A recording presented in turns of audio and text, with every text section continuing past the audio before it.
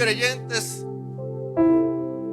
que eran judíos, a los cuales el autor de los Hebreos le escribe, ante tales situaciones ellos se habían tentados a dejar a Cristo.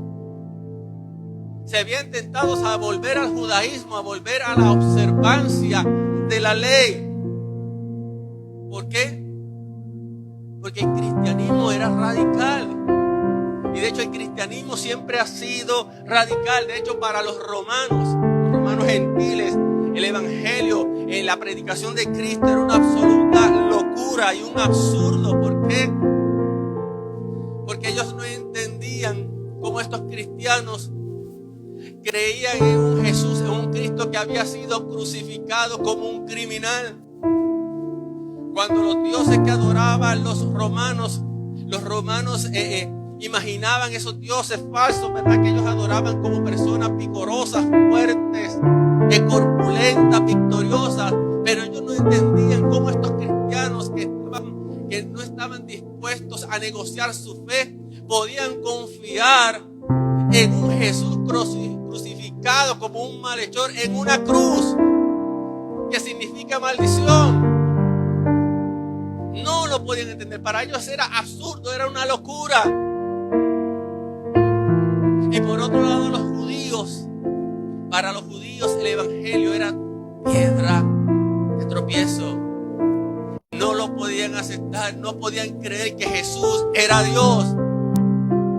Entonces esta situación provocaba el odio y la persecución de parte de ellos hacia los cristianos.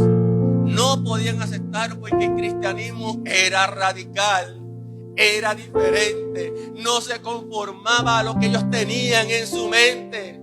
Y el cristianismo, el evangelio, Cristo siempre será radical. No siempre será aceptado, no siempre será recibido, no siempre será bien entendido.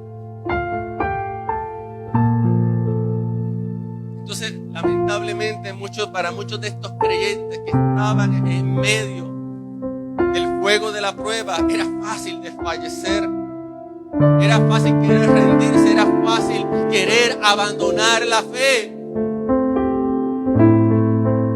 Y es por eso una de las razones por las cuales el autor de los Hebreos les escribe para animarlos, les escribe para alentarlos en la fe que ellos habían recibido.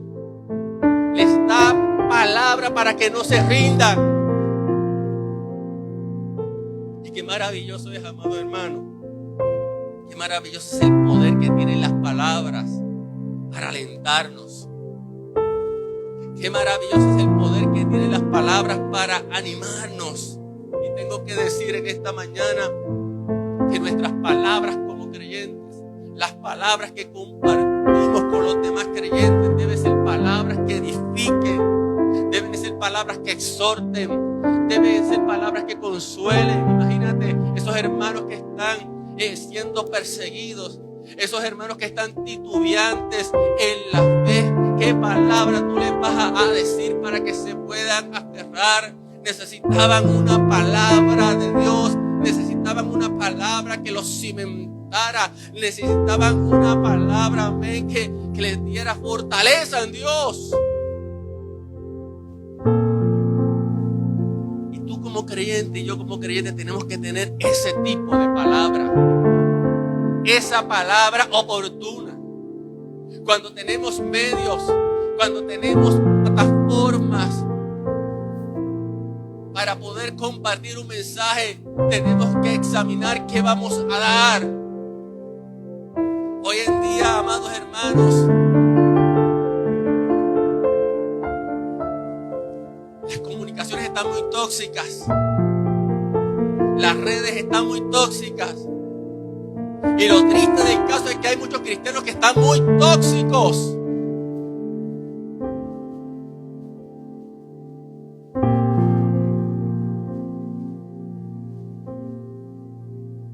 Hay muchos cristianos que se han atribuido el título de jueces. ¿Y dónde está la palabra de edificación? ¿Dónde está está la palabra de consuelo?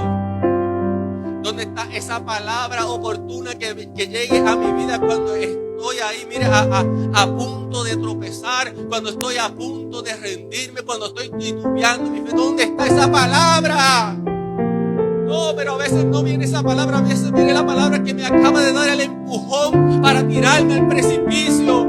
A veces lamentablemente viene una palabra que me empuja al suicidio. A veces viene una palabra que lamentablemente me empuja a cometer errores. La Biblia dice que ninguna palabra corrompida salga de vuestra boca. Y a veces pensamos que simplemente se refiere a palabras soeces o a malas palabras como nosotros le llamamos. No, pero se refiere a esas palabras que muchas veces, en aras de decir y que la verdad, es como una cosa que la verdad, pero es como también tú la dices.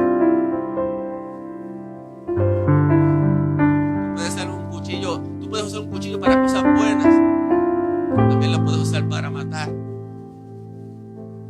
Y la Biblia dice que ninguna palabra corrompida salga de vuestra boca, sino la que sea buena para la necesaria edificación, a fin de dar gracia a los oyentes. Efesios 4:29, tu palabra, lo que tú hables, lo que tú proclames, donde sea que lo proclames, en la iglesia, en el trabajo, en la plaza, en la internet, tiene que dar gracia a los oyentes. Porque la vida y la muerte está en la punta de tu lengua. Entonces, cuando el autor de los Hebreos está hablando, les habla a estos creyentes que están en la prueba para animarles, para fortalecerles. Porque muchos estaban debatiendo entre si permanecer en Cristo o volver nuevamente al judaísmo.